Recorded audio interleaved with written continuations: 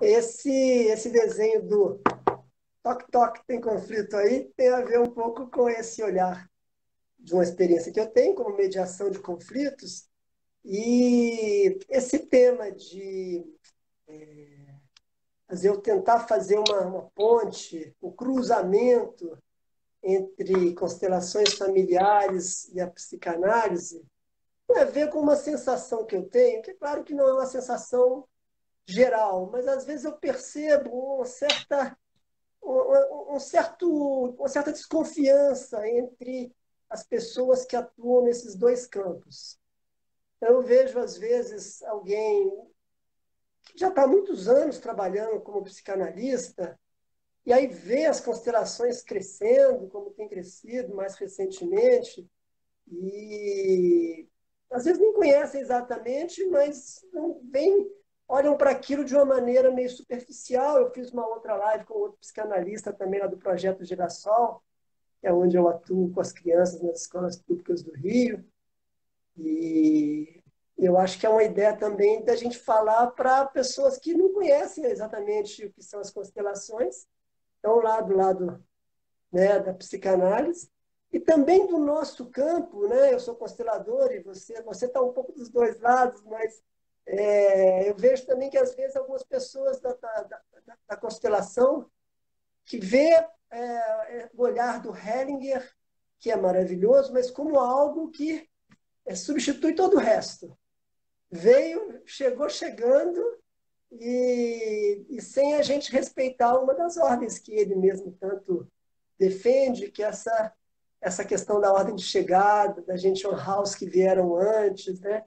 Então, fazermos uma live tentando aproximações e também diferenças, tem a ver, além de ser uma oportunidade da gente bater papo, coisa que a gente não pode fazer presencialmente já há algum tempo, a gente também tentar oferecer algum tipo de conteúdo, de conhecimento que possa ajudar as pessoas que nos assistem. Desde já eu vou pedir desculpa se eu não conseguir ler aqui o nome de todo mundo, mas eu desde já agradeço muito e convido as pessoas também a fazerem perguntas. Se a gente conseguir, a gente. Né, Renê? Você que tem mais experiência aqui no Insta, passo para você a palavra aí. Obrigado a presença de todos. Obrigado, Rinaldo. Eu acho que é muito importante a temática que você coloca. Né? Logicamente, eu acho possível uma parceria entre psicanálise e constelações familiares. E a gente não pode esquecer que Bert Hellinger estudou a psicanálise, assim como outras escolas da psicologia. Mas você falou uma coisa muito importante aí, eu vou me ater a isso, a questão da hierarquia, né?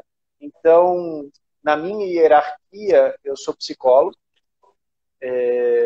depois psicanalista, depois eu estudei a psicologia transpessoal, e depois veio a constelação familiar, né? Então, óbvio que são, às vezes, espaços diferentes. Óbvio que, às vezes, a visão de mundo, a visão de homem, a metodologia é diferente. Então, a gente tem pontos de encontro entre as duas e a gente tem pontos completamente opostos, diferentes. E é possível você dançar, né? Porque ambas as técnicas, de certa forma, estão olhando para o conflito. O psicanalista escuta o conflito, o facilitador olha para o conflito. Né? E ambos tentam fazer algo com o conflito. Eu posso dizer que, no meu caso, são ferramentas. Psicanálise é uma ferramenta, constelação familiar é uma ferramenta, e para os meus clientes que me procuram, eu tenho, o Anton de Cron falava isso muito na consultoria sistêmica, eu tenho uma maletinha de ferramentas. Dependendo da demanda do meu cliente, do que ele precisa, e de repente da minha percepção, da minha avaliação daquele caso, eu ofereço uma ferramenta diferenciada. Né? Mas claramente eu vejo a possibilidade dessas duas formas, duas abordagens, né, da psicanálise e da constelação familiar se relacionarem e estarem a serviço do cliente. Porque, nesse sentido, as duas têm um ponto em comum. Freud desenvolveu um método a serviço de sua clientela, inicialmente, né, que sofria dos nervos, né, os neuróticos, né, assim como Bert Hellinger se colocou a serviço, inicialmente, de casais, né, que não conseguiam mais se comunicar, mas queriam, né, queriam reacender a chama. E depois famílias que, apesar dos conflitos, queriam encontrar formas de se reconciliar, de talvez incluir, talvez integrar. Então, as duas técnicas estão a serviço de algo muito maior. E com cada cliente a gente vai descobrir o que é esse algo maior ou não. Mas, tanto você, facilitador, eu, facilitador, nos colocamos a serviço. E assim como você tem um percurso pela psicanálise, né, como o nosso colega Tônio Luna, né, mais pelo viés corporal, eu também tenho um caminho pela psicanálise mais, talvez, tradicional, pela via freudiana, mas também estudei bastante Winnicott, Lacan por causa da questão infantil, né, para poder trabalhar também com as crianças, com a clientela autista. Né, e nesse sentido, a constelação ela apareceu como um olhar a mais para o sistema. E nesse sentido eu vejo uma junção muito boa. Então eu não sou um crítico disso, mas eu sei que sim, e muitos dos meus colegas estão certos, não dá para falar que é farinha do mesmo saco. Coisas diferentes, momentos diferentes, estabeleceram técnicas diferentes. Isso é muito legal a gente deixar bem claro nesse trabalho. Você falou do Tônio Luna, eu vou colocar já em primeira mão que daqui a exatamente 2 semanas eu vou fazer com ele uma live, nesse mesmo horário, às 8 da noite, sobre William Reich e as constelações familiares. E você estava dizendo, né, do teu percurso, eu fiz muitos anos, entre 15 a 20 anos, se juntar aí o percurso de psicanálise, fiz mais tempo de terapia haitiana, um pouco de junguiana também. E eu gosto de falar nessas lives um pouco a partir dos casos concretos, que eu acho que fica mais fácil das pessoas entenderem e também da gente se expressar, né? Eu cheguei na psicanálise muito, muito jovem, ali, logo entre adolescente para jovem, talvez, no meu primeiro emprego, saindo da faculdade, vivia numa família funcional, mas, ao mesmo tempo, entrava em contato com uma angústia enorme. Eu era funcionário do Citibank, eu tinha acabado de me formar em economista, era trainee do Citibank, tinha todo um contexto que me era aprovado, os meus pais gostavam, todo mundo gostava, e eu não era feliz, tinha uma angústia enorme. E aí procurei a psicanálise um pouco para ter essa coisa da escuta, né? Que eu fico olhando assim, se naquela época, naquele momento, eu tivesse procurado alguém que me falasse um pouco do que a gente ouve muito nas constelações, não, você é o seu pai, você é a sua mãe, você, né? Naquele momento não teria funcionado para mim. Naquele momento que eu precisava era ao contrário, era alguém que me colocasse em contato com as minhas diferenças em relação aos meus pais.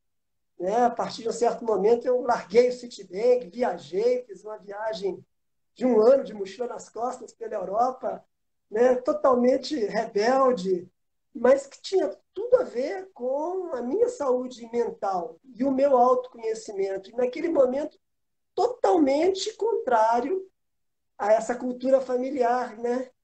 E então hoje, muitos anos depois, quando a gente muitas vezes, eu também estou em escolas públicas e a gente repara que muitas vezes o cliente precisa de olhar se é pela constelação para uma dor muito profunda lá na sua infância, algo que foi excluído, que a constelação ajuda ele ou ela a enxergar, muitas das vezes se faz necessário, a meu ver, em paralelo ao trabalho da constelação, que é uma atuação ali breve, né, um encontro onde você de fato enxerga coisas profundas e tocantes, como é importante para a pessoa, às vezes, precisar de um outro ambiente, onde tem um acompanhamento ali semanal, quinzenal, mas um olhar diferente do olhar do constelador, né? Aquele olhar onde a pessoa tem espaço para se exprimir, para elaborar, para compreender, para conseguir ter ali uma mentoria, algo que é necessário muitas vezes para a pessoa de fato integrar aquela imagem que ela viu na constelação. Então, nesse sentido, eu acho que são muito diferentes, mas eu acho que também são extremamente complementares. Seja a psicanálise, seja um outro tipo de abordagem que acompanhe o cliente, né, de uma maneira periódica, para que ele consiga fazer determinadas trajetórias, para que ele consiga, de fato, olhar com a profundidade necessária para dores, para agressões, abusos, situações de muita dor, né? Enfim, passo para você comentar também essa troca. Sim, teve até um comentário aqui, né, da uma colega falando da ligação, né, do olhar sistêmico com a maturidade. E eu acredito que o espaço terapêutico, e aí eu não vou me restringir à psicanálise, né, a psicoterapia, ela é um convite para olharmos para o infantil que habita em nós, e talvez caminhar junto com esse infantil em direção a uma maturidade, né, uma possibilidade de, putz, como é que eu fazia antes? Como é que eu posso fazer agora? E aí sim, esse sistêmico ele começa a fazer sentido, porque assim como o Renato Russo, né, canta naquela música, você diz que seus pais não lhe entendem, mas você não entende seus pais. Você culpa seus pais por tudo. Isso é um absurdo. São crianças como você. O que você vai ser quando você crescer?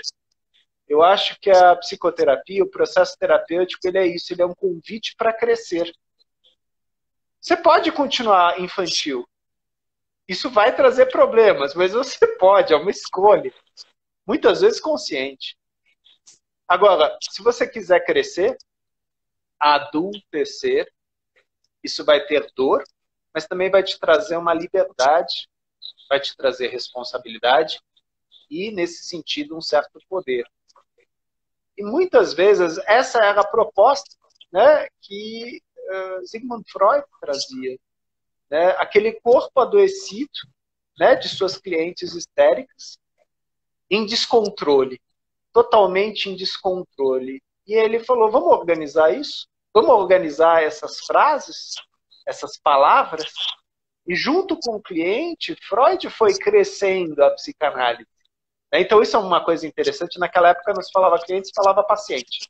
Junto com as pacientes, e foi crescendo a psicanálise, assim como todo psicanalista se faz na prática clínica, né? Então, não é um botãozinho, né, que você aperta agora eu sou psicanalista.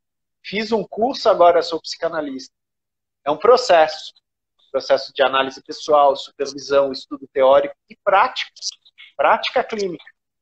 E isso é uma das frases do Freud, né? A clínica, ela é suprema. Então, os nossos pacientes vão ensinar muito, vão nos permitir crescer muito, e nós vamos convidar os nossos pacientes, clientes, a crescer. Vamos fazer essa jornada junto? Estou disponível. Estou a serviço dessa jornada. E os limites vão se mostrar conforme esse percurso vai se desenrolando. É igual na constelação? Não. A constelação é um convite para olhar para uma cena. E isso, às vezes, numa grande profundidade, que toca várias camadas do nosso sistema familiar, não só do meu corpo, mas de todas aquelas imagens que eu carrego dentro de mim, papai, mamãe, vovó, vovó, meus irmãos, e como isso vai reverberando dentro de mim e fora de mim. Né? Mas é interessante observar como é um processo, a psicanálise como um processo, e a constelação como um olhar. Tanto que Bert Hellinger muitas vezes falou, a constelação familiar é um retrato, é uma fotografia. E quando você olha e reconhece, as coisas mudam. É que às vezes a gente precisa de um tempo para reconhecer o que está lá na foto. É verdade. E é interessante isso, né? E agora eu também fico tentando fazer paralelos em relação a um pouco assim as diferenças da abordagem filosófica que tem no trabalho do Freud e que tem no trabalho do Hering, né? E a sensação que eu tenho, vou dizer isso muito com muita humildade a partir da minha vivência terapêutica, né? Quando eu fazia, durante muitos anos, o processo terapêutico, e os terapeutas caminhavam no sentido da transferência, né? Era como se, para mim, era um espaço de eu conseguir me diferenciar daqueles valores familiares que eu olhava para o meu pai, um médico, uma pessoa muito correta, mas uma pessoa totalmente dedicada à sua profissão, que nunca foi muito presente afetuosamente, né? E o trabalho do Freud aprofundou muito quão é importante a questão dos afetos, das presenças, da gestação, esse tipo de situação que, na minha vivência familiar, não foi uma realidade. Então, o processo terapêutico, para mim, a partir dessas relações que eu estabeleci e dessas transferências, foi também um processo de conseguir me separar dessa cultura familiar a partir de um julgamento, a partir de dizer, isso não sou eu, e eu quero ser diferente dessa cultura familiar, então tenho aqui agora uma pessoa com quem eu posso dialogar, eu posso falar, ela me ouve, e a gente vai ter tivemos vários anos assim desse diálogo, né? E que para mim foi muito importante elaborar aquelas nossas diferenças e tomar as decisões né, de rompimento naquilo que é necessário. Né? Para mim, minha decisão de abandonar o Citibank e passar um ano na Europa de mochila nas costas, com o dinheiro que eu tinha trabalhado, voltar, eu fui trabalhar como produtor cultural inicialmente. Eu só fiz isso baseado em muita elaboração daquilo que eu não queria. Eu não sabia muito o que eu queria. Né? Então, assim, eu vejo que, do ponto de vista dessa abordagem filosófica, isso foi muito útil para eu viver a minha raiva e para eu olhar para aquilo que o Heringer chamou, né, da má consciência, né, da gente reunir forças para fazer a despedida da nossa cultura familiar. Agora, aí eu me encanto com o olhar das constelações familiares, de um homem que foi da constelação, que foi da psicanálise, que era psicanalista, um homem que aprofundou, a meu ver, no extremo, a ideia de que os conflitos e a solução passam por papai e mamãe. Né? Eu acho que o Freud começou com isso, e o Heringer, para mim, ele levou isso ali num ponto extremo. Mas a verdade é que, desse olhar adulto que você falou, enquanto eu estou no julgamento do papai e da mamãe, eu estou no papel do adolescente, que às vezes é necessário durante um tempo. E eu, como mediador, eu trabalho muito justamente no lugar do não julgamento. E como é difícil a gente se identificar hoje em dia nos nossos conflitos nesse lugar de não julgamento. Mas o Heringer traz toda uma abordagem, toda uma perspectiva no sentido em dizer você olha para aquilo, você não precisa de brigar com o outro, a paz começa em você e com a tua decisão, muitas vezes, de se despedir, de se virar e de seguir do teu jeito, sem precisar de ter o apoio de papai e de mamãe. Então, para mim, uma grande diferença, e eu não sei se a minha percepção está correta, mas enquanto a psicanálise acaba colocando no papel dos pais uma exigência muito grande, um peso, que hoje eu sou pai de um filho de 16 anos, eu vejo como é bom ter uma referência de algo que resgata aquele poder dos pais de que, olha, eu posso estar fazendo errado, certamente como pai, faço muitas coisas erradas, mas eu sou pai. E manda quem pode, obedece quem tem juízo, e meu filho vai ter que lidar com as consequências disso. E aí eu tenho muito mais segurança de assumir o meu papel de pai, sem ficar como muitas vezes, será que eu estou fazendo errado? É muitas vezes uma consequência de uma geração que fez a psicanálise. Eu vejo isso, pais de amigos do meu filho, que hoje muitas vezes mães morrem de culpa por tudo, não sabem se estão fazendo certo, se estão fazendo errado, e muitas vezes saem daquele lugar de pai e mãe, que é uma exigência para os filhos, principalmente adolescentes, mas todos eles. Sim, sim. Nessa sua fala, me chama a atenção duas coisas. A primeira, você falou da questão filosófica, e há uma grande diferença entre as duas.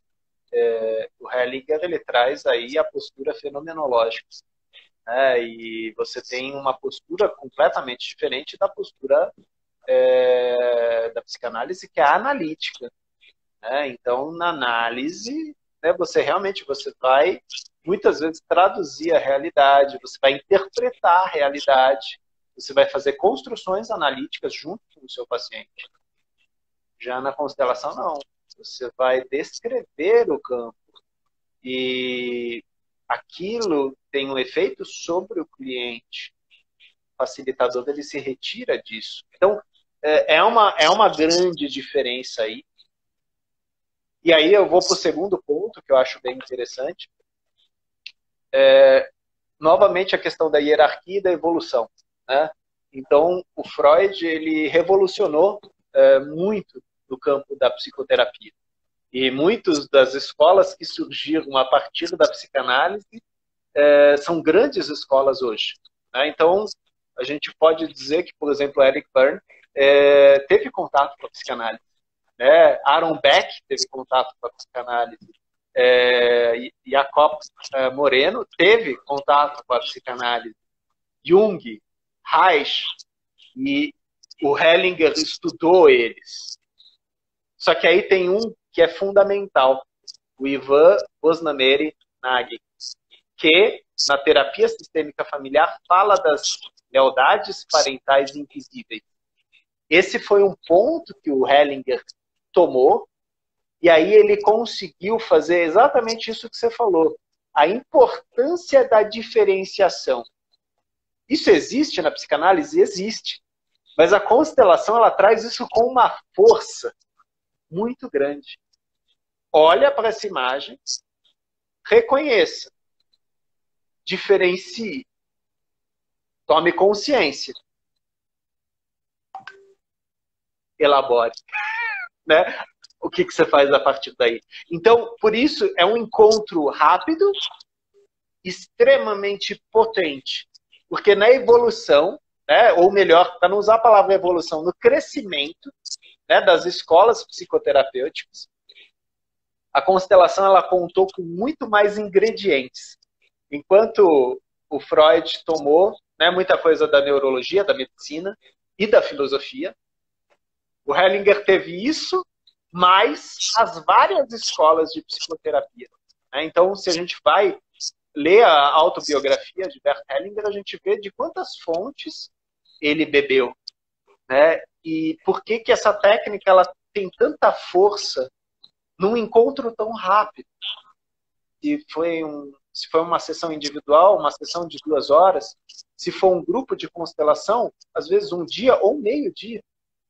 E as pessoas falam de uma grande transformação em suas vidas. Porque pega nesse ponto que você falou. eu não só reconheço, mas eu diferencio. É um convite. Olha, você pode continuar igual, mas é muito difícil, depois de você olhar para isso aqui, você continuar impassível a isso. Alguma coisa vai mexer no seu campo. Ou nos seus membros, ou em você mesmo. Né? Que é a mesma coisa quando o cliente, numa análise, tem um insight. E às vezes esse insight acontece depois de 2, 3 anos. E o paciente fala, você me disse isso mais de uma vez. Mas só hoje eu ouvi. E é lindo isso também. É o processo do crescimento. Então, talvez tempos, ritmos diferentes, técnicas diferentes, mas assim, a serviço sim do crescimento do nosso cliente. Para que ele possa encontrar essa pepita, essa pedra preciosa, que é ele mesmo, é o seu potencial interior. Eu vejo essa complementariedade entre as duas abordagens muito também no sentido em que, muitas vezes, até eu vi amigos que faziam terapia há muito tempo. No final, eles já entendiam tudo, ou elas, né? Geralmente são mulheres, a gente faz eles, mas na verdade estamos falando de mulheres, a maior parte das vezes. E entendem tudo aqui na cabeça, né? Mas as coisas continuam a se repetir. E continuam indo na terapia, um pouco, às vezes, sem grandes avanços, né? E é interessante, aqui no Rio, eu tenho trabalhado em parceria com algumas terapeutas, no sentido em que elas, às vezes, quando percebem justamente que uma cliente está ali num momento que ela está num certo impasse, onde o processo não está avançando, a própria terapeuta levanta essa hipótese. Olha só, você já pensou de fazer um encontro de um trabalho chamado constelação?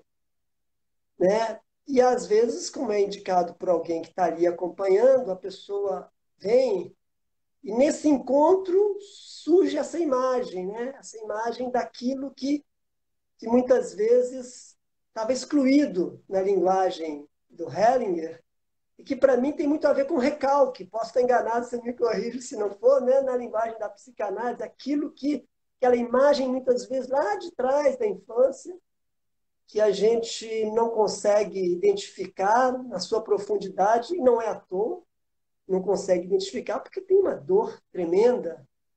Muitas vezes é aquela dor de uma sensação quando a gente tinha, às vezes, 2, 3 aninhos e chegou um irmão mais novo e ele adoeceu e a mãe teve que cuidar totalmente dele, que a gente foi morar com a tia. E não importa que isso tenha sido feito com o melhor das intenções e com muito amor, para a criança aquilo ali é muitas vezes uma sensação de morte, né? De, puxa vida, sendo abandonado pela minha mãe. Né? E aí você, às vezes, num encontro de constelação, a pessoa se dá conta com essa imagem, ela percebe algo, ela relata algo, e a imagem surge ali. Né?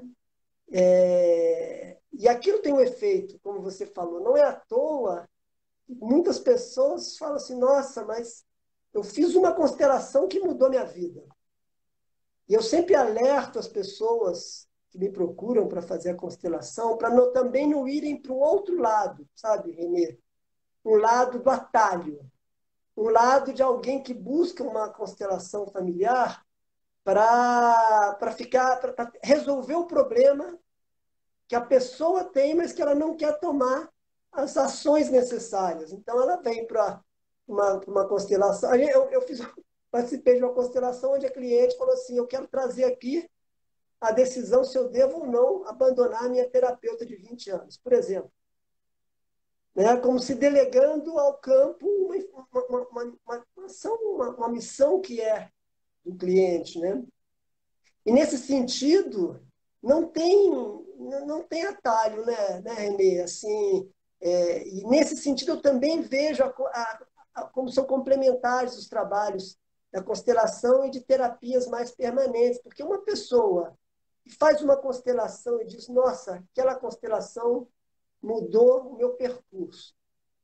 Eu diria com bastante certeza que essa pessoa vinha vivendo um trabalho de autoconhecimento, que ela já vinha mergulhando nas suas questões, ela já tinha uma angústia ali, ela já tinha algo que a incomodava, e aí aquilo ali brotou, aquela imagem brotou e tocou ela de uma tal maneira e conectou ela com uma emoção, e essa emoção, se de fato ela é bem utilizada, ela pode transformar a vida daquela paciente, ela pode dar um salto, ela pode romper um elo que estava ali preso. Porque também, se a cliente vê aquilo, até se emociona. Mas se ela volta para a rotina dela e aquilo não tem uma repercussão nas ações dela, na forma como ela interage com a pessoa relacionada com aquilo, ou aquele evento, a tendência é aquilo também, a gente observa também muitas vezes, ir se enfraquecendo. E foi emocionante, foi importante, mas, como você falou, ainda não está na hora. Né? E aí, daqui talvez um tempo, aquilo surja, ou não surja nunca, porque não tem almoço grátis. Né? Você não consegue, de fato, fazer esse processo, né, da própria da despedida com os próprios fantasmas em relação a um futuro adulto, saindo de um processo infantil, onde a culpa é sempre do outro, para um lugar onde eu assumo a minha vida e sigo em frente sem um custo, né? Sem uma dedicação. Você falando, me veio muito forte na cabeça uma frase da doutora Úrsula Frank Bryson. O transe familiar é um traço de pertencimento. Ou seja, para estar na minha família, eu me identifico com padrões. Padrões, e aí eu vou usar o teu termo, né, recalcados, né, ou talvez reprimidos, padrões que estão desatualizados.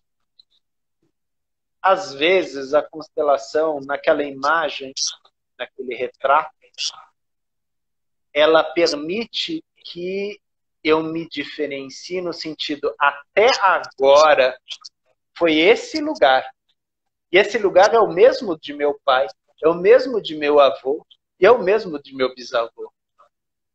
E se eu fizer diferente, mas honrando eles?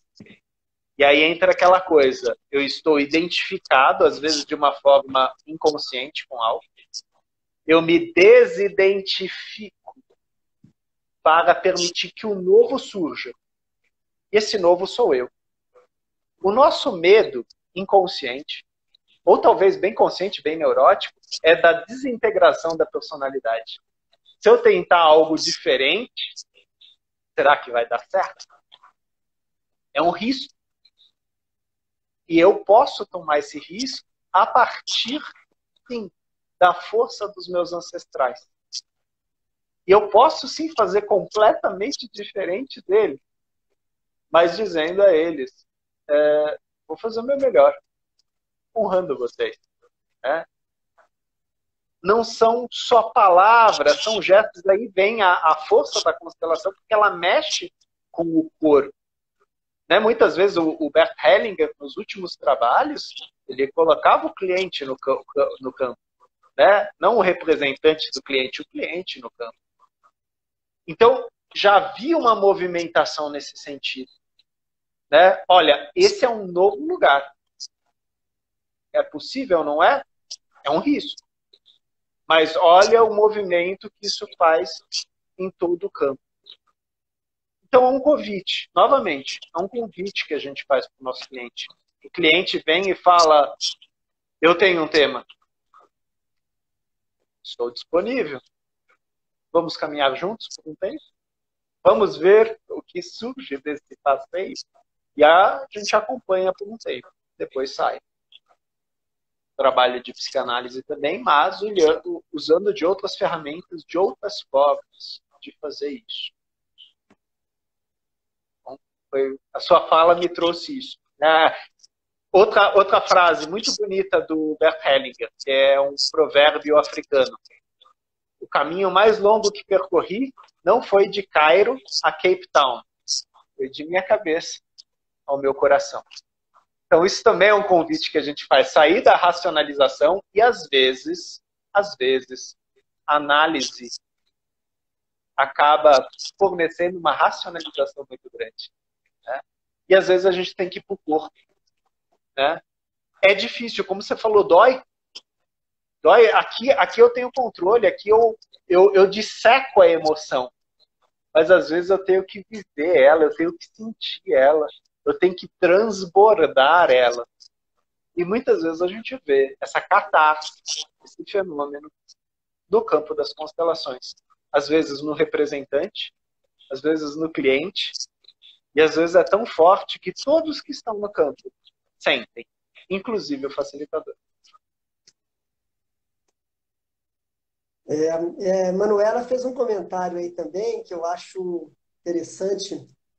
A consteladora lá de Portugal que nos acompanha, ela falou que várias vezes o cliente traz uma frase de que eu quero me livrar disto, eu quero me livrar, ficar livre desse problema. Né? E é muito frequente a gente tentando trazer para os casos concretos, né, em separações que às vezes tem uma criança envolvida, onde tem uma questão, às vezes, de alienação parental, onde a pessoa procura o constelador querendo justamente se livrar do problema. E a gente, seja como constelador, essa abordagem, e aí como mediador, eu fico muito confortável também no sentido de ajudar o cliente a perceber que é muito pelo contrário. Enquanto eu quero ficar livre daquela situação, ela me aprisiona. Isso funciona com o ex-marido, isso funciona com aquele pai alcoólatra que me batia, isso funciona com aquela mãe que me deu em doação. Enquanto eu, no meu coração, tiver um julgamento de que aquela pessoa ela não foi boa, eu sou bom, mas ela não é boa, eu estou aprisionado a isso. Né? E o que a constelação e a abordagem que está por trás ali mostra? Muito pelo contrário, se eu quero, um processo de separação litigiosa, seguir o meu futuro, seguir a minha vida, eu não dependo que o outro faça isso ou aquilo. Eu dependo, em primeiro lugar, de respirar fundo, não entrar muitas vezes no embate, né? Reivindicar judicialmente, se for o caso, aquilo que é justo para a questão financeira do meu filho, mas ao invés de querer me livrar daquele homem que é o pai do meu filho, eu, ao contrário, eu tenho que, em primeiro lugar, entender que ele está fazendo isso, como todo conflito na vida da gente, para nos ensinar alguma coisa. Por que eu procurei esse homem para ser pai do meu filho? Né? E muitas vezes, ainda que eu não entenda o porquê, e aí a gente pode ver muitas vezes que procurou, porque podem ter questões de emaranhamentos, podem ter questões relacionadas à própria característica do pai, que ela também não gostava, mas sem entrar nisso, né, fazendo justamente um contraponto ao que a Manuela falou, ao invés de eu quero ficar livre disso, caminho alternativo seria, bom, eu vejo a minha dor, mas qual a dor desse homem? Qual a dor do outro? Será que como foi a relação dele com a vida dele, com a mãe dele, com o pai dele? Não que eu tenha que perdoá-lo, não se trata disso. Mas é eu ampliar o meu olhar para entender que eu escolhi aquele homem para ser meu marido, para ser pai do meu filho. E se ele deu aquilo, e hoje está fazendo uma atitude que eu não concordo, ele deu aquilo que ele tinha para dar, e eu vou reivindicar aquilo que eu entendo justo, mas eu não preciso de ficar livre dele, muito pelo contrário. Como é que eu vou ficar livre do homem que me deu o maior presente da minha vida, que é o meu filho ou a minha filha? Né? Então, esse movimento interno de inclusão, e aí tem a ver com a lei do pertencimento, que o Hellinger traz como o ponto de partida principal, né? A primeira lei do amor, todos fazem parte. E como é importante a gente ajudar as pessoas, seja no campo das constelações, aí eu digo também no trabalho que eu faço de mediação sistêmica, a gente faz com as mães de alunos de escolas públicas, como é desafiador ajudar as pessoas a olharem para os seus ex-maridos, às vezes um, dois, três, né? E ajudá-las a enxergá-los como pessoas que lhes deram presentes, lhes deram um, dois, três filhos. E hoje eles acham com as consequências do que eles fizeram, mas ao invés de excluir, eu preciso de incluir. Se eu quero me libertar, é o conceito do mediador de que a paz ela não começa com o outro, né? Ela começa comigo. E o outro pode continuar brigando, pode continuar, mas na hora que eu tomo, inclusive, as medidas legais, se eu não quero que ele chegue perto de mim, eu consigo na justiça para me proteger, e é super legítimo. Mas é necessário esse processo, né, Renê? Da gente, ao invés de excluir, eu incluir naquilo que foi bom, me virar de costas e seguir para a minha vida. Deixar a pessoa com aquilo que ela tem. Esse é um Sim. grande, é um grande, essa despedida é um grande desafio. E eu vou pedir depois para você completar, falando uma coisa que a gente colocou aqui nas perguntas, que me agrada também, que é falar, é uma grande diferença que eu vejo da constelação e da psicanálise, tem a ver com as ordens da ajuda, né? Eu fiz muitos anos de terapia e muitas vezes a gente percebe que lá pelas tantas, não sei quem precisa mais do terapeuta, se é o terapeuta do cliente ou se é o cliente do terapeuta, como às vezes é difícil para o próprio terapeuta também se afastar do cliente, deixar ele caminhar pelas próprias pernas. E o Hellinger, nesse sentido, primeiro com o trabalho de um encontro, ele já estabelece a regra de que, olha, você entra, ajuda e se retira. Né? Nesse sentido, eu acho que as ordens da ajuda são muito poderosas para nos ajudarem nesse lugar de terapeuta, para a gente não também não confundir um pouco as coisas. Mas queria passar a palavra para você, falei muito. Sim. Me veio muito aquela frase do Hellinger, aquilo que rejeitamos nos aprisiona e aquilo que reconhecemos nos liberta. Né? Ou seja, é uma técnica que olha exatamente para isso, porque, sim, o nosso cliente vai trazer uma coisa que, por doer, ele quer esquecer, ele quer enterrar, ele quer se livrar. Né? Só que, fazendo isso, ele acaba fazendo aquilo que o Freud disse, né? Quanto mais força eu faço para reprimir um material, mais força aquilo tem para voltar. E se não voltar daquele jeito, volta como um sintoma. Às vezes um sintoma grave, um sintoma ansioso, um sintoma depressivo, um sintoma psicótico. Né? Mas é tudo aquilo que eu reprimo, tudo aquilo que eu jogo fora, tudo aquilo que eu excluo, tem uma outra força. São técnicas, né? Agora a gente vai falar da constelação, que buscam tentar integrar novamente aquilo que eu joguei para fora. Na maioria das vezes, por razões justas.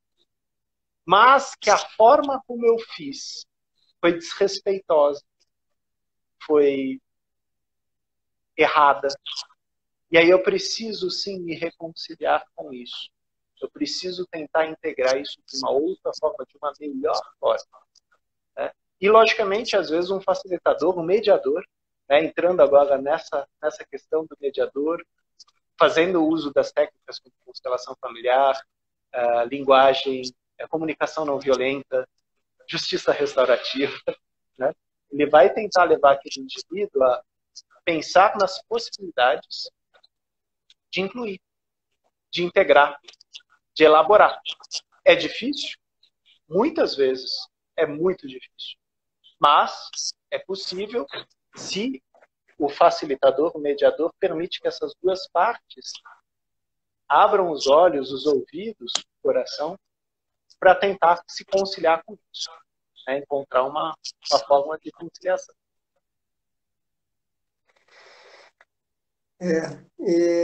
Essa ordem do pertencimento, ela é muito útil para mim, por exemplo, nas escolas, né? Porque a gente, quando tem os conflitos entre dois brigões, a gente sempre bota na roda, todos os Sim. alunos em roda, por ordem de idade, né? Porque o conflito não é só dos dois brigões, às vezes são o que apanhou chamou o outro daquele apelido que ele não gosta, do gordinho.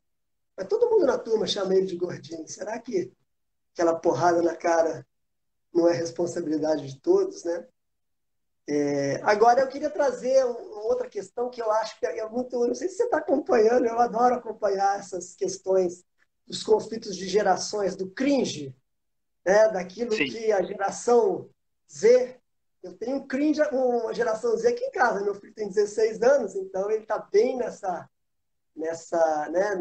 jovem geração. E aí eu trago como é importante a outra ordem da constelação, que é a ordem da hierarquia, a ordem de chegada.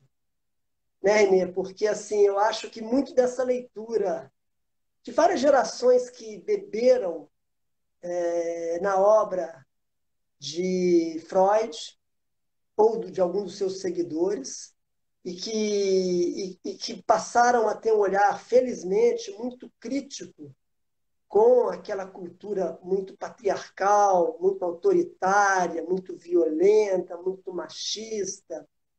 Então, eu acho que a psicanálise, a terapia haitiana, enfim, são referências que hoje elas alimentam grandes avanços da nossa sociedade. Mas o que é curioso e que me chama a atenção nesse conflito de gerações é que hoje essa geração Z, né, a turma que nasceu depois de 95, que hoje já está aí nas redes sociais, alguns já são pais até, já estão participando das atividades, elas começam a ficar muito críticas com a geração que veio antes dela, os millennials, né?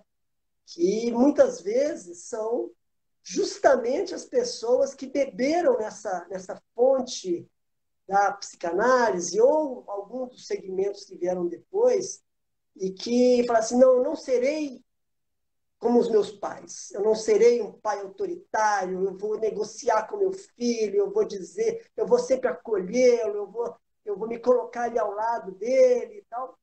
E essas pessoas, e eu percebo isso não só em outros pais, também de adolescentes, que meu filho está morando comigo aqui no Rio esse ano, e está sendo um grande aprendizado, um difícil aprendizado, mas um grande aprendizado para a nossa relação. Ele morou vários anos com a mãe em Brasília, e, e eu vejo como justamente não só os pais dessa geração, mas também os professores, como eles têm dificuldade em se colocar no lugar de grandes e de dar o limite que essa geração dos jovens muitas vezes pede e não consegue. E é difícil porque esses pais e esses professores muitas vezes fazem isso por amor. Eles não querem, mas é aquele amor cego, né? Aquele amor muito ainda vinculado a que eu não quero fazer aquilo que fizeram comigo. Nesse sentido, eu acho que a constelação familiar, para além dessa questão toda dos ancestrais, que a gente sabe o quanto isso é importante, mas naquilo mais básico da constelação, né, nas ordens do amor que regem os relacionamentos e os conflitos, essa questão de que pais são grandes perante os filhos e que os filhos demandam o limite dos pais, mesmo quando eles brigam, quando eles gritam, quando eles esperneiam, se são crianças pequenas no meio do shopping, quanto no fundo eles querem, eles precisam é de um limite. E na hora que a gente, enquanto pai, tanto na época que meu filho era pequeno, quanto agora, que ele às vezes está lá com a internet até uma certa hora, eu falo, agora está na hora de jantar. E hora de jantar, celular na mesa, nós vamos comer, você vai ajudar para mim a fazer a comida. No início era uma guerra, tiro, porrada e bomba. Mas Nessa casa, manda quem pode e eu pago as contas. Eu faço questão que ele tenha o quarto dele, ali dentro ele faz o que ele quiser, ele fica na internet, mas a hora do almoço e a hora do jantar são os horários da família. Ah, mas não tem nada que conversar. Não tem problema. A gente fica em silêncio. E aí é interessante, porque aí a angústia se instala, e aí a conversa, depois de um certo tempo, surge.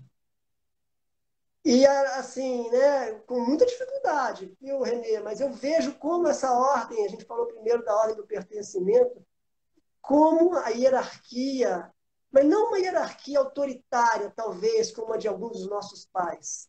É dar limite e frustrar de maneira amorosa, conversando. Não é simplesmente manda quem tem, né? Eu não. Determinadas coisas, sim, mas por quê? Por isso, por isso, por isso. Vamos conversar. Você acha que tem que ser diferente? Como é que vai ser? Mas você tem que me convencer de que a família vai ter, eu e você vamos ter algum momento sem celular para a gente ficar junto. Nem que seja em silêncio.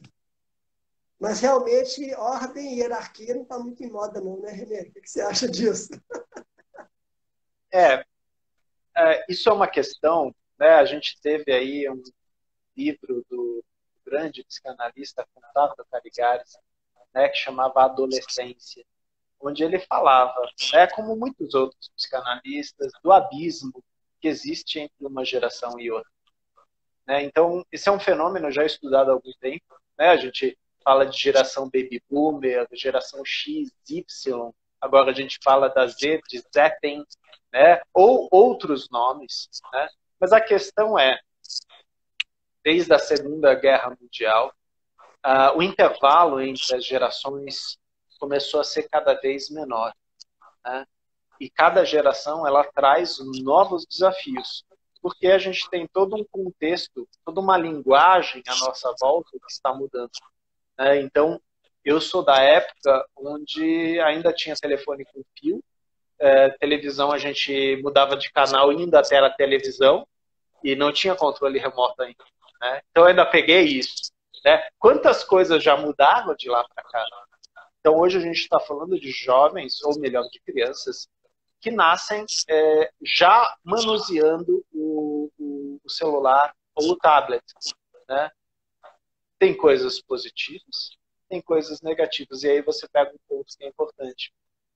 A gente está falando muito o quanto esta geração, e aí a gente fala das 3 gerações que estão em jogo, né?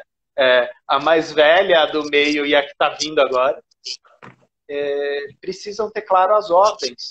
Ou melhor, os limites. Quais são os limites de uma geração e de outra? Quais são as fronteiras?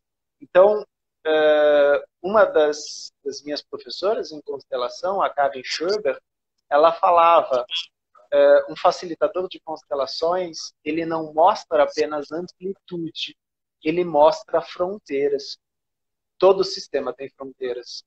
Então, existem as fronteiras dos pais, e fronteiras que um filho não ultrapassa, um neto não ultrapassa. Assim como o filho tem fronteiras, que sim são respeitadas, mas muitas vezes elas são ensinadas pelos pais. Elas são traduzidas pelos pais. Como, por exemplo, a questão da droga, a questão do álcool, né? Pode ser dito de uma forma punitiva, de uma forma preconceituosa, ou pode ser dita de uma forma vivencial. Olha, vamos falar sobre isso.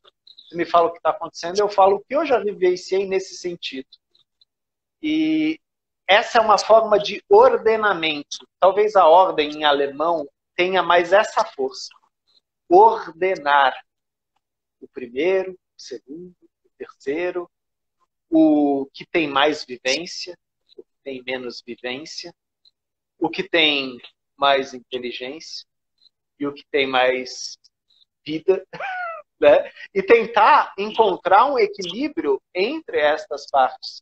Como, de repente, numa empresa que contrata um jovem de 20 anos que domina uma tecnologia que ninguém domina e que, de repente, se torna o líder de vários outros funcionários que estão já há 20 anos dentro dessa empresa e têm 40 anos em relação ao jovem de 20. Como é essa liderança? E muitas vezes vão ser esses funcionários que vão ensinar ao líder como liderar. Depende da flexibilidade do líder e dos funcionários. Então, é a mesma coisa entre pais e filhos. Sim, existe uma ordem, existe um ordenamento, e existe a necessidade de se construir uma ponte no abismo das gerações. E é um abismo. Isso é o que o Corrado Caligares fala. É um grande abismo. Um grande abismo marcado por um luto. Ele fala que o adolescente ele é uma não posição. Porque você não é mais criança. E todos te falam isso, porque você está grande, você mudou, então ninguém mais te trata como criança. Mas também ninguém te permite ser adulto, porque você ainda não tem idade para isso. Não, você ainda é moleque, então você não é nem criança, nem adulto. Você fica nesse lugar, e você está passando ainda por um luto, pelo corpo infantil que você perdeu, pelas liberdades que você perdeu, e você está vendo a responsabilidade chegando e ela te assusta. E muitas vezes a única pessoa que consegue conversar com você sobre isso é o teu clã. No clã no sentido da tua tribo. São aqueles que assim como você estão passando por isso. E aí muitas vezes você vai se afastar assim do pai e da mãe e vai dizer, eles não me entendem. Você não está de todo errado. Mas se você se afastar demais, você vai perder a conexão com a fonte. Isso é perigoso.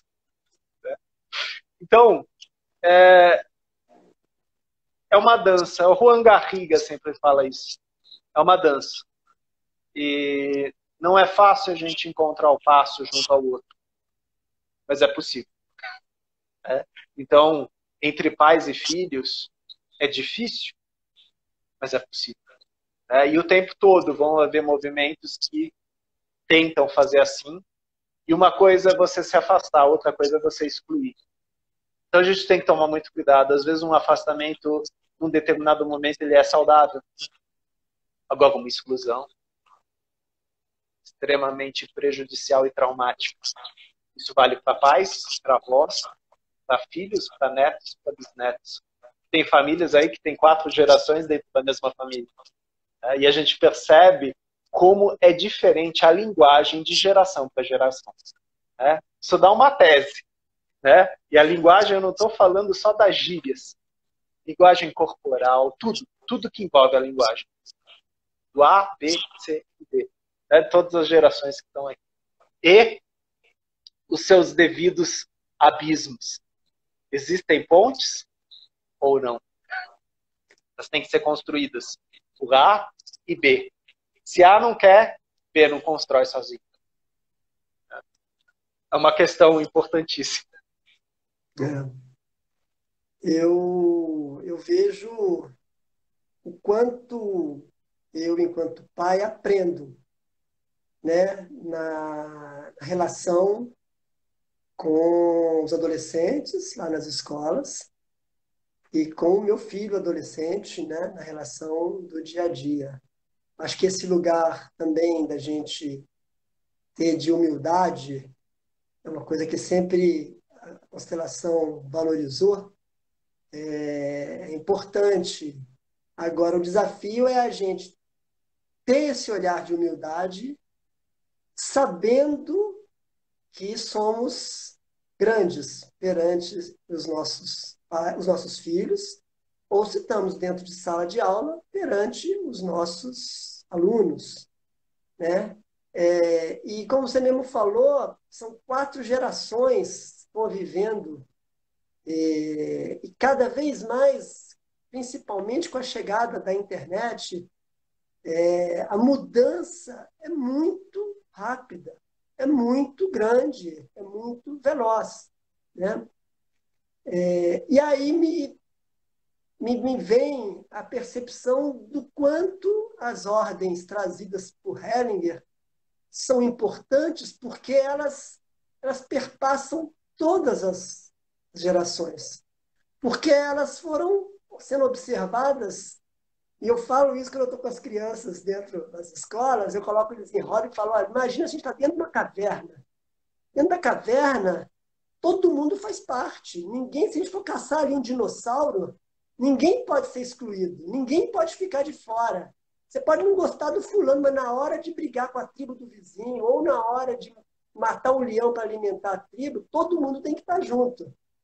Então, todos fazemos parte. Eu tenho que respeitar o meu coleguinha, mesmo que eu não goste dele, mesmo que ele use cabelo vermelho e eu acho isso feio, ele faz parte. Né? Na tribo também, alguém tem que orientar esses caçadores lá de dinossauros ou caçadores de leão, porque se não imagina, vai um para um lado, outro para o outro, alguém tem que botar, tem que ter uma estratégia. E quem são? São os mais velhos da tribo. São os caras que já caçam leão há 50 anos, há 60 anos.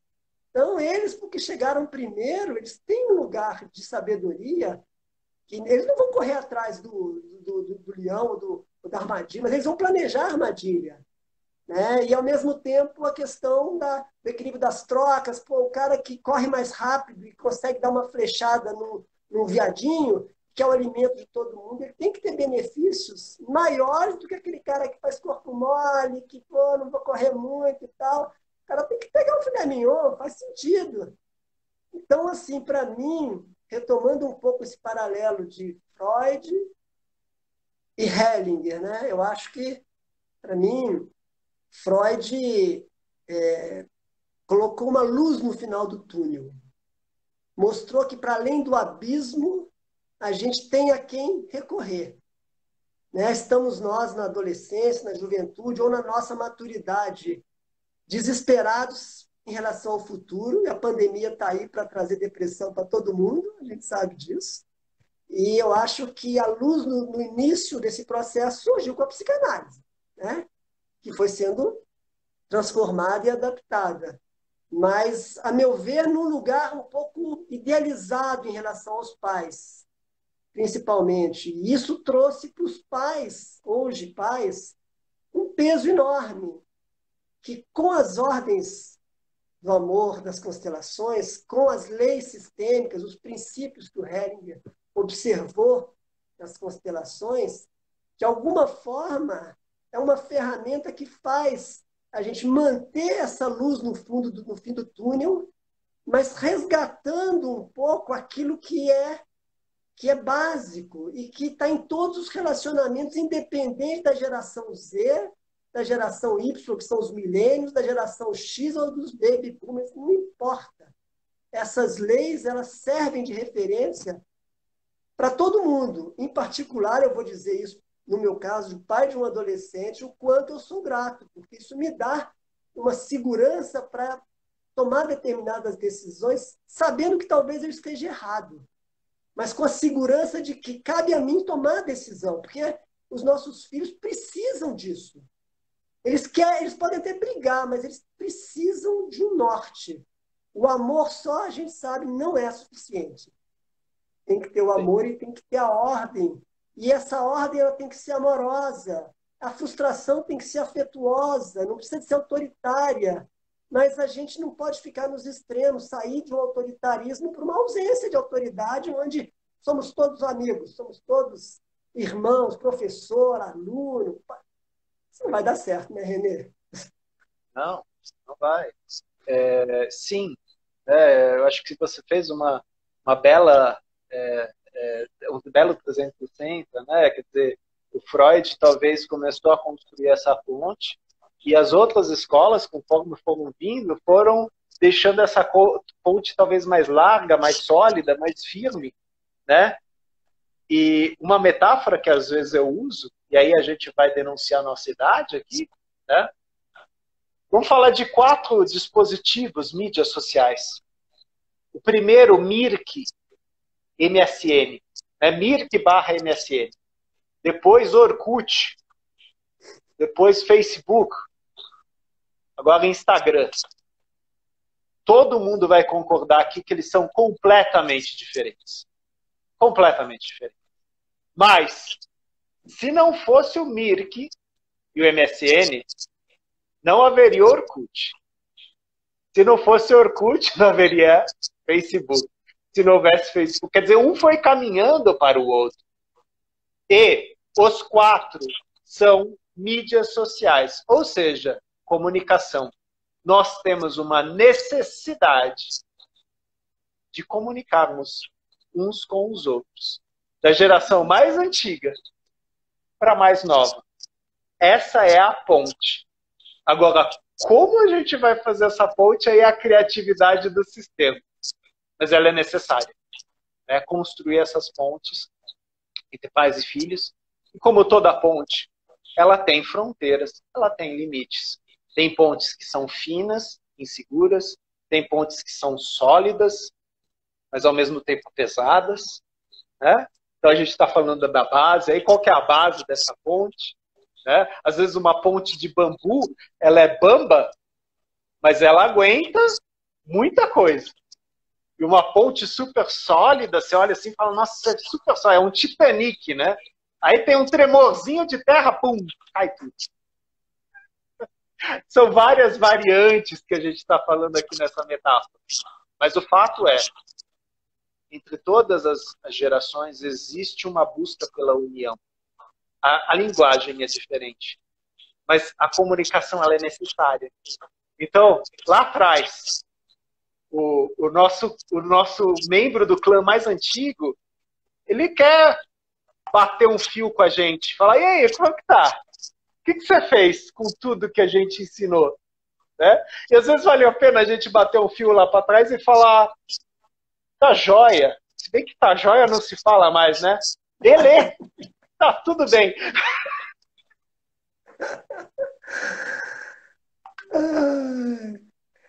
Meu querido amigo, bom, ó, já são 1h10.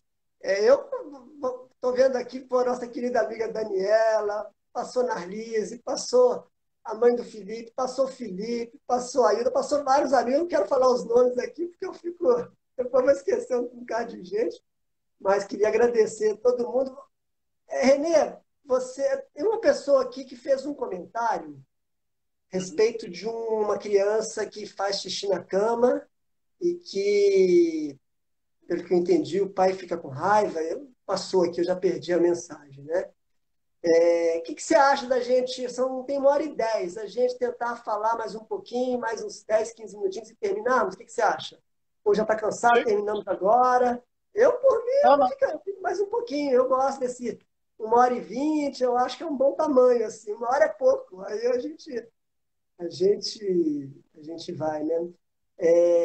Então, eu acho que é legal também que vem aqui que a gente consegue ler aqui no chat de poder reagir, né? A Dani falou que limite de amor, tá. Limite de amor, com calma, eles gostam. Eu diria que a minha experiência é que quando a gente, às vezes, até porque é cansativo pra caramba, essa coisa de dar o limite e tal, às vezes a gente releva um pouco, a sensação que dá é que o efeito é pior. Vamos almoçar. Aí não vem. Já estou indo. 5 minutos. Vai testando o limite. Na hora que você desliga a internet da casa, dá uma briga danada. No dia seguinte, tá na hora. Sabe assim? E eu acho que é inconsciente. Não estou dizendo que seja consciente. A impressão que me dá é que é difícil essa coisa do limite permanentemente. Eu tenho um filho, imagino para quem tem 2, 3. Daniela tem 3, né? Mas a impressão que eu tenho, e eu já tinha isso quando eles eram crianças, assim, e aí o Hellinger tem essa frase que eu acho que é maravilhosa, que é assim, o que eles querem e do que eles precisam. Como é importante para a gente, enquanto professor, enquanto pai, enquanto mãe, a gente ter a clareza de que, com muita frequência, o que eles querem não é o que eles precisam. E é melhor a gente, dentro de casa, estabelecer esses limites para que a frustração apareça, para que eles possam entrar em contato com a própria frustração, e aí a dificuldade da gente, enquanto pai e mãe, de sustentar e suportar essa frustração, porque depois eles mesmos vão perceber que conseguiram se frustrar, se acalmaram, e a vida segue. Né? Eu acho que esse aprendizado é fundamental, Porque se a gente se dá um ataque, aí você vai, então dá um celular, e aí você faz o que quer, faz o que quer, faz o que quer, é um problema. Vai aprender na rua da pior maneira possível. Então, só para reagir aqui um pouco com o que a Dani comentou, né? Não queria deixar de falar também, muito rapidamente, sobre a questão da criança que faz xixi. Claro que, assim, eu não vou me atrever aqui a entrar numa discussão do que é, mas eu acho que o importante para a gente, da constelação, é tentar, junto com a família, perceber para onde a criança olha quando ela faz xixi na cama, né? Não adianta ficar com raiva da criança. Ela realmente não faz de propósito, né?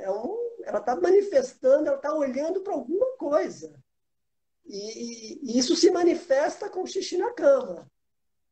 Então, eu acho que o importante da constelação, ela não traz receita de bolo, né? Mas ela ajuda a gente, muito dentro de sala de aula e também, né, na constelação e nos workshops, a tentar ver o que o sintoma mostra. Você falou aí mais cedo, a pessoa está com um problema no coração, apareceu um caroço, apareceu um câncer.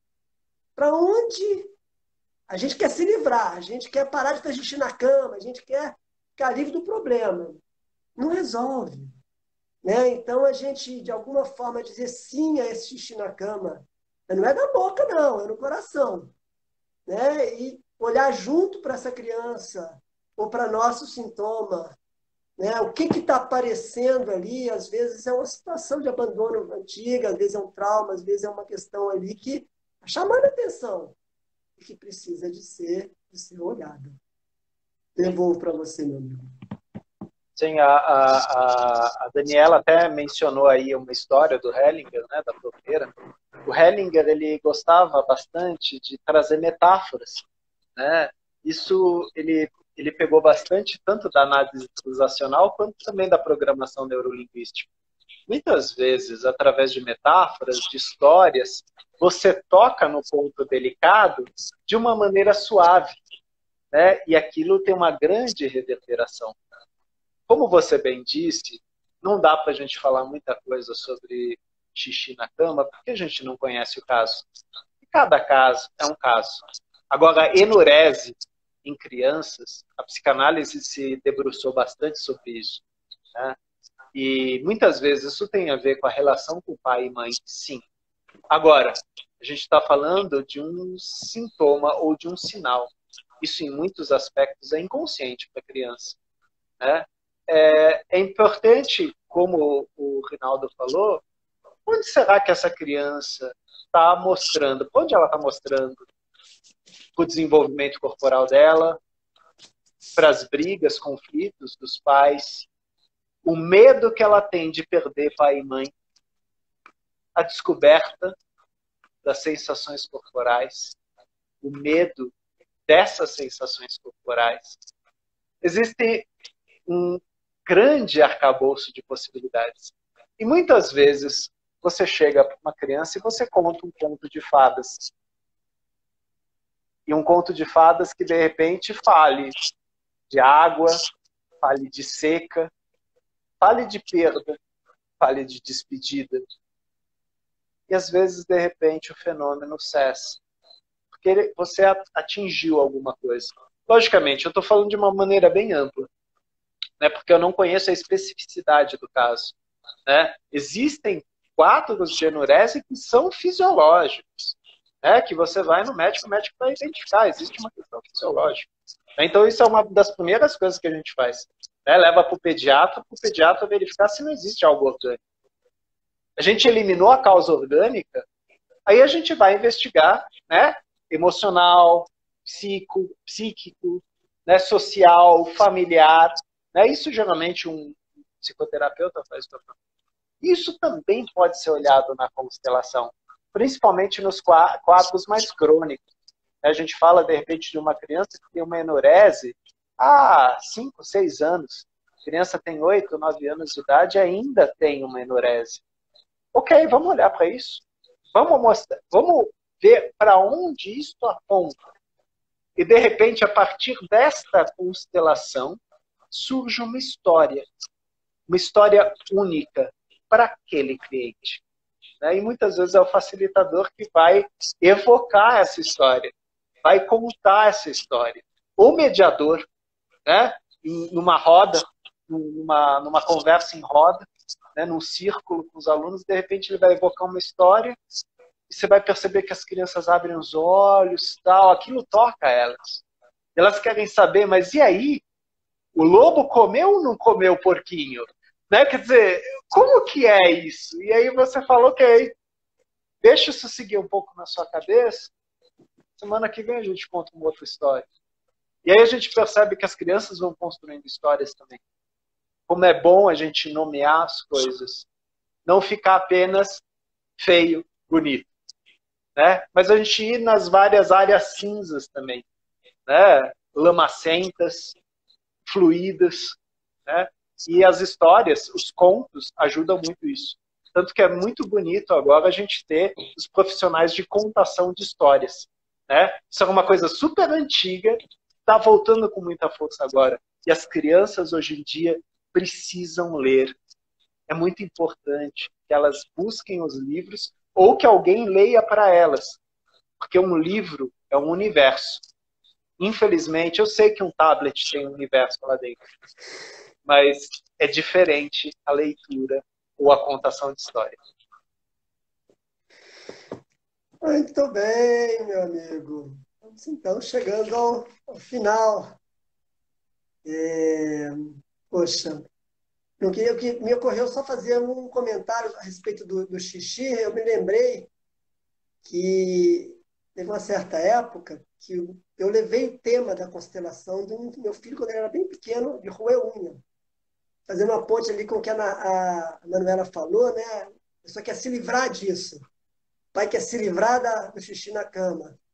Né? E a gente ficava muito incomodado, tanto eu quanto a mãe do meu filho, para coisa de roer unha, né? E machucava e tal. E aí fizemos uma das constelações da formação, com o Joel, super constelador alemão.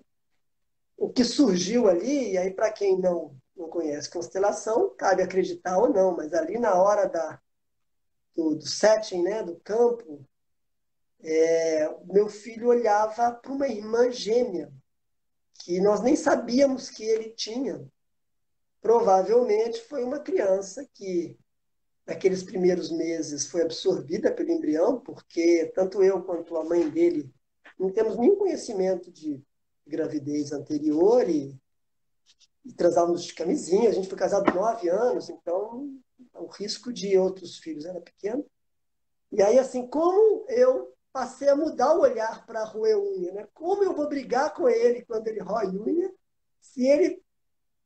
a emoção foi muito forte lá no campo da constelação, então aquilo para mim fez sentido. Então, para mim é verdade, eu não tenho um filho, eu tenho 2 filhos. Um não morreu, mas... E ele, quando rói unha, olha para isso. Como poder querer impedir ele de fazer isso, ou querer, né? Enfim, é um processo e não tem realmente receitas, é um mistério, né, Renê? Sim, cada caso vai mostrar como a gente vai lidar com isso, ou como a gente vai posteriormente seguir com isso. Teve até uma pergunta de uma pessoa assim, mas constela a criança ou a mãe? A gente constela o tema, né? E os representantes, de repente, vai ter a criança, vai ter a mãe, vai ter o pai, vai ter o avô. O campo vai mostrar. Né? Mas aí a gente teria que ter mais dados, né? Porque a gente faz uma investigação antes com o cliente. Né? Aí, o que a gente faz com o que aparece na constelação? Depende do cliente. Às vezes o cliente vai falar, olha, isso não me ajuda. Tá bom. E às vezes ele vai virar e vai falar, meu Deus, você não sabe como isso mudou minha vida. E eu vou responder, realmente eu não sei. Eu não quero saber. Segue com isso. Né? Siga bem em tua vida. Né? Como fala a nossa colega Manuela, haja bem. Né? Haja bem. Né? Então, segue. Né? A gente traz para o nosso cliente a autorresponsabilização. Né? Isso não está na mão do facilitador, isso não está na mão do representante, isso não está na mão do psicanalista, psicólogo. Nós somos os ferreiros de nossa vida. Isso é uma frase do Bertelli. Cada homem é ferreiro de seu destino. Jeder Mensch ist dein eigener Schmied. Ou seja, você é consciente da tua obra ou você fica procurando responsáveis por ela? É uma pergunta que... Eu colocaria essa pergunta de outra maneira. Você quer ter uma atitude adulta ou uma atitude de adolescente? Porque o adolescente, o que ele faz? Não sou eu. A culpa não foi minha. Né? Eu vejo isso aqui em casa. A culpa nunca é. O adulto, a culpa é minha. Então, agora, a responsabilidade é minha, né? Mais do que a culpa. Porque eu vou fazer isso, né? E eu queria só comentar a mãe que talvez tenha perguntado, eu não sei se ficou claro, era uma dúvida minha também no início. Os pais podem fazer a constelação para o filho, desde que ele ainda seja pequeno, criança, não sei até qual idade, mas quando ele dependente. Pois é, na hora que ele está já numa fase maior, aí cabe a ele buscar a constelação. Mas se você tem, como foi exemplo aqui, um filho que faz xixi na cama, não há problema nenhum de você levar o tema do teu filho para ser olhado no campo da constelação. Né? Perfeito. É isso, Renê? Isso aí, realmente, dava para a gente continuar essa conversa por muito mais tempo, né? Contando os causos aí. Mas a gente falou tanto de fronteiras, né? A gente precisa estabelecer fronteiras. E o tempo é uma das fronteiras mais antigas da humanidade. Não, eu só tenho a te agradecer aí pela ajuda primeiro, semana passada, fazendo aqui um passo a passo para eu conseguir colocar. Espero que eu consiga salvar aqui. Se eu não conseguir salvar, vocês me desculpem, mas eu vou tentar seguir o passo a passo que o Renê me ajudou a criar aqui. Anotei. Reitero aqui o convite para que daqui a 2 semanas estarei falando às 8 da noite de uma quarta-feira com Tônio Luna sobre William Reich e as constelações familiares. Vamos dar sequência a essa prosa boa aqui. E até breve, né, Renê? Um abraço aí para você, para tua família, para todos que estão nos assistindo aí.